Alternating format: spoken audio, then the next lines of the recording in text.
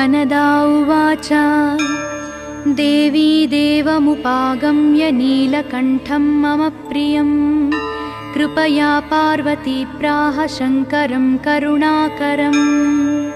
श्रीदेव्यो उवाच ब्रूहि वल्लभ साधूनां दरिद्राणां कुटुम्बिनां दरिद्रदलनोपायमञ्जिसैव धनप्रदम्। श्रीशिव उवाच पूजयन् पार्वती वाक्यमिदमाह महेश्वरः उचितं जगदम्बासि तव भूतानुकम्पया ससीतं सानुजं रामं साञ्जनेयं सहानुगम्।